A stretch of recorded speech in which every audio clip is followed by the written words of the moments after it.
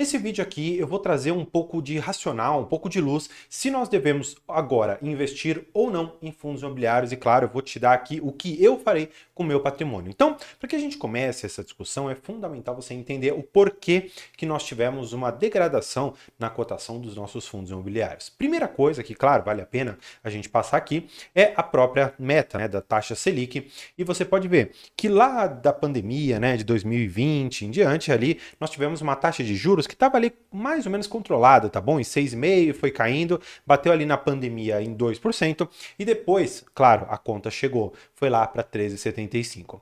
E claro, ficamos nisso por muito tempo, desde ali de agosto de 22 até julho de 23, e desde então a Selic vem gradualmente caindo. Ocorre que nessa última reunião que nós tivemos, ela saiu de 10,5 para 10,75. Por que que nós tivemos essa alta de 0,75? Porque nós tivemos uma degradação no cenário aqui econômico do Brasil. Primeira coisa, né, que é importante, o próprio Banco Central, ele traz aqui pra gente, né, o porquê, e aí é mais interessante olharmos aqui, né?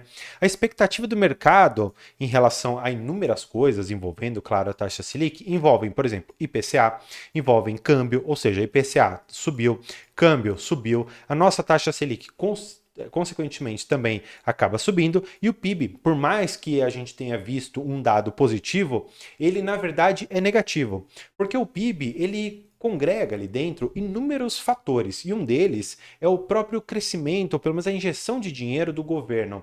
E como houve muita injeção de dinheiro do governo, como tiveram ali gastos públicos para, vamos dizer assim, impulsionar um pouco o crescimento, o PIB acabou comprando um pouco desse crescimento, mas quando você decompõe todos os indicadores que estão dentro do PIB, você vê que, no geral, não foi bom. A única coisa que deu uma sustentada e que elevou foi o próprio gasto do governo, o que não é nada bom. E para que a gente consiga controlar a inflação que nós temos, a gente acabou, infelizmente, tendo que aumentar ali a taxa Selic e trouxe, de uma certa maneira, lá para a curva de juros futuro, para os juros lá de 2035, uma pequena alta de 0,05. Isso, claro, no momento em que eu gravo para você. Porque essa curva de longo prazo é o que vai mais ditar para onde o nosso mercado de renda variável irá. E claro, quando a gente olha para a precificação de ativos, a taxa de juros, que é a taxa de desconto, ela é fundamental para a precificação dos ativos. Então, tanto a questão dos juros quanto dos próprios fundamentos de alguns fundos imobiliários foram mexidos nesse prazo. E claro, eu vou trazer aqui para vocês alguns fundos imobiliários que eu acho que são muito interessantes. Mas claro, isso aqui não é uma recomendação de compra. São interessantes, a meu ver, porque eles mantiveram os fundamentos praticamente inalterados e a cotação só vem gradualmente caindo. Então, para que a gente dê uma olhada em quais fundos são, eu vou trazer você aqui para o Investidor 10 e o primeiro que eu tenho aqui para trazer para vocês, e é nele que eu vou completar aqui todo o meu raciocínio, está muito relacionado ao quanto que os fundos de tijolo tiveram a sua cotação bastante arranhada nesses últimos tempos. Olha só, o LVBI. LVBI, e aí eu vou até colocar na cotação padrão, né? Porque eu prefiro essa daqui, porque é a cotação de tela mesmo. Estava sendo negociado ali a 116, 118, bateu algumas vezes ali seus 119 reais. E hoje está cotado aqui praticamente 13 reais abaixo. Agora eu te pergunto, isso é justo? Calma, vamos olhar um pouquinho mais. Olha só, o valor patrimonial, ou seja, a princípio, um desconto que nós temos aqui é de 15%. Por que eu falo a princípio? Porque o valor patrimonial, e é muito importante que você entenda isso, ele significa uma avaliação de uma casa de consultoria que falou o seguinte: olha, você tem aqui alguns imóveis. Eu acredito que esses imóveis, neste valor de locação, vão, daqui 5 anos, trazer isso daqui de dinheiro. Quanto que todo esse dinheiro, trazido a valor presente, vai valer para que você tenha aqui uma precificação do seu PP, do seu valor patrimonial por cota. Só para a gente tentar desenhar, né? Eu vou mostrar aqui para vocês como que tudo isso funciona, porque é muito interessante. Como que a gente calcula isso, né? Você tem uma linha temporal e você vai dividir isso daqui por anos, tá bom? Eu vou fazer apenas 4 anos aqui para facilitar. O ano 1, ano 2, ano 3 e ano 4. E o que acontece? Hoje eu tenho aqui um galpão que está sendo alugado. Esse galpão, gerando ali renda, ele vai me pagar aqui um determinado dinheiro. Isso no ano 1, no ano 2 ele fará a mesma coisa, no ano 3 a mesma coisa, no ano 4 a mesma coisa.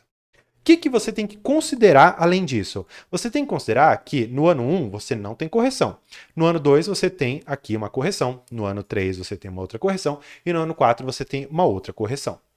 Normalmente essas correções estão atreladas ao IPCA. Mas o que acontece? Você tem o efeito negativo, ou seja, você tem uma depreciação na nossa moeda. Não é porque apenas você corrigiu que o valor vai estar valendo realmente a mesma coisa, que aquele dinheiro vai estar valendo a mesma coisa. Por isso, nós temos aqui os negativos, que seriam a taxa de juros, ou como a gente prefere chamar, a taxa de desconto. Quanto maior for a nossa taxa de desconto, você concorda comigo que o valor de hoje vai ficando cada vez menor, porque o seu desconto fica cada vez maior? Exatamente por isso que a gente considera o seguinte: quando a nossa taxa de juros ela sobe muito e a Selic sobe muito, esse valor presente líquido que a gente prefere chamar, que é o valor final aqui que a gente teria, ele vai acabar valendo menos. Agora, se a nossa taxa de juros, a mesma Selic, que é a taxa de desconto, ela começar a cair, esse valor presente líquido, ele acaba subindo. Esse valor subindo ou caindo, ele vai afetar diretamente o seu valor patrimonial por cota, ou até mesmo seu valor patrimonial por ação. Por quê? Porque quando a gente faz todo ali o cálculo valuation das empresas, até mesmo de fundos imobiliários, a taxa de desconto é fundamental. E aí eu vou trazer para vocês aqui na tela uma palhinha de uma planilha que eu tenho aqui com os membros do canal, que eu faço aqui o valuation com eles, tá? É fundamental você saber que eu normalmente faço análises bem profundas de empresas e depois eu coloco tudo numa planilha aqui, mostrando um pouco da taxa de crescimento, mostrando indicadores de alavancagem, mostrando fluxo de caixa, mostrando liquidez, endividamento, enfim, tem muita coisa. E claro, eu ainda trago o percentual de dividendos e pelo menos o preço justo por ação. Por que eu estou trazendo essa tabela aqui para vocês, né? Porque eu quero primeiro que vocês saibam que eu estou fornecendo aqui isso daqui para vocês na nossa área de membros, toda essa análise, mas eu quero muito mais que você veja o impacto da taxa de juros nos ativos conforme a precificação é feita. Eu quero que vocês vejam a taxa livre de risco. A taxa livre de risco, normalmente a gente considera aqui uma Selic, tá bom? Por que eu considerei 8,5%? Porque quando eu olho lá para o Boletim Focus para 2027, 2028, a taxa de juros que é esperada, pelo menos até então, era de 8,5% ao ano. Claro, pode ser que mude, pode ser que não, mas eu considerei isso pelo menos num prazo um pouquinho maior. Essa consideração de 8,5% fez com que o valor justo da minha ação ficasse em R$ 12,07. Agora, vamos imaginar que você queira falar, André, e agora? De acordo com a Selic que nós temos, qual seria o valor justo desta ação misteriosa aqui? Colocando em 10,75, olha só, de R$ 12 caiu para 9,06. Portanto, eu quero que você perceba agora, nesta ilustração que eu fiz aqui para vocês, que quanto maior for a minha taxa de desconto aqui em cima que vocês viram, maior será o desconto que eu vou exigir do meu ativo quando eu trouxer a valor presente. Claro, não é a única forma de precificação, mas por que isso é fundamental? Porque quando eu falei para vocês do valor patrimonial, que ele realmente caiu aqui, ou pode cair com essa taxa de juros maior, não significa por si só que o ativo perdeu seus fundamentos, que você deixou, por exemplo, de ter um galpão bem alugado para um inquilino bom e outras tantas coisas.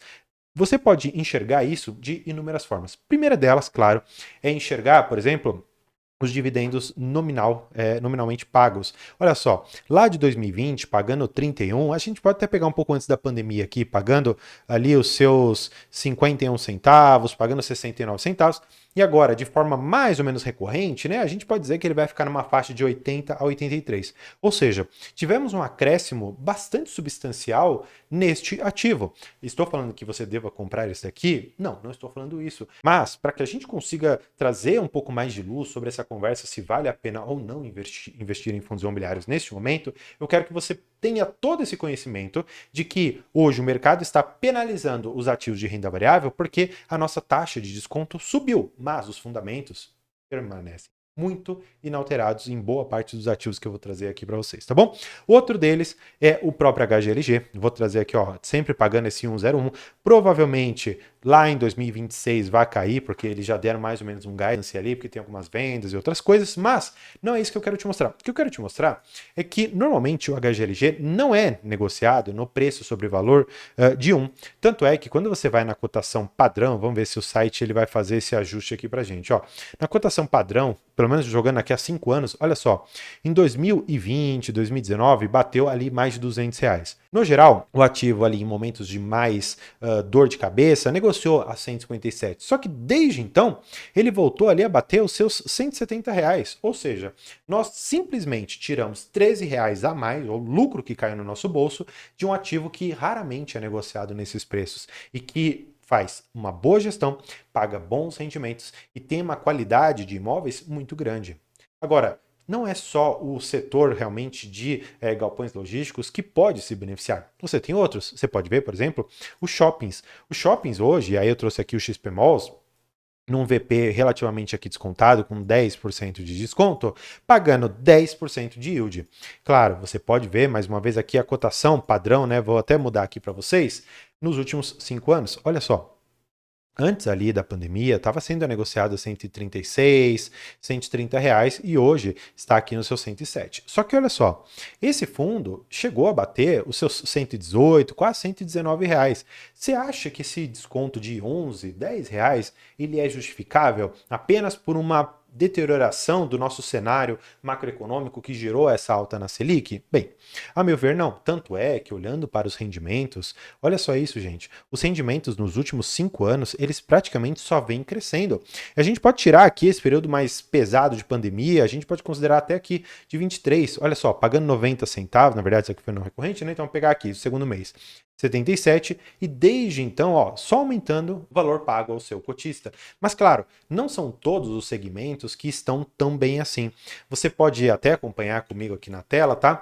Que você tem, por exemplo, o PVBI, que é o de laje corporativa, ele já está com um desconto bastante grande, que é muito justificável por conta de algumas vacâncias, por conta de algumas dificuldades que o próprio segmento de lajes está enfrentando.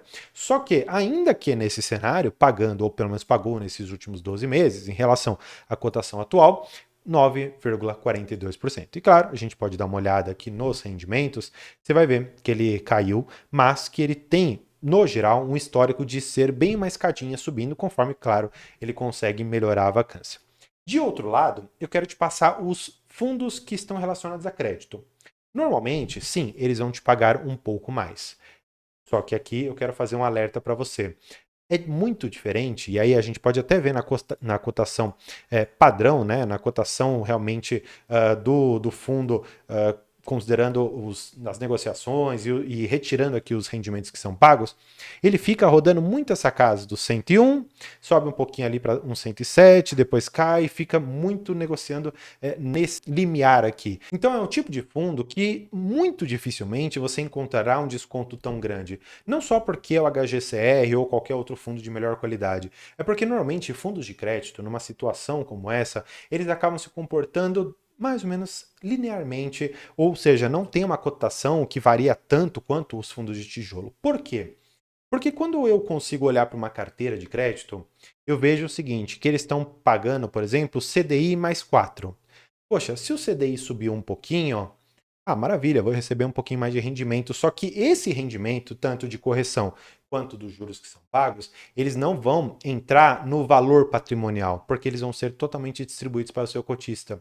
Diferentemente, porém, dos fundos de tijolo, que eles têm boa parte da correção inflacionária dos imóveis trazidas para o valor patrimonial. Portanto, cuidado neste momento de simplesmente olhar o maior yield e sair atrás dele, porque muitas das vezes você está deixando passar valorizações significativas. Imagina só, você comprar um LVBI, aí eu posso até mostrar para vocês de novo, com 15% de desconto, tá bom? E você, ao final desse período mais conturbado aqui de juros, tem um aumento, por exemplo, de 15% ou até 20% em relação à cotação atual, recebendo ainda assim 10%. Ou seja, quando você olha de forma composta, você recebeu 30%, 35%.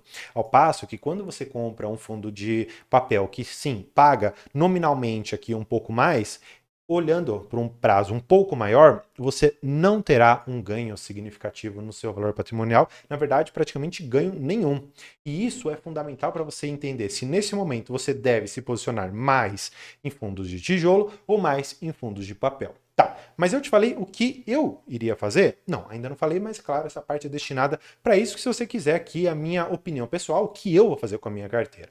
Bem, eu já quero antecipar que boa parte dos meus aportes devem ser direcionados para ações. Eu não vou comprar muita coisa de fundos imobiliários neste momento. Por quê?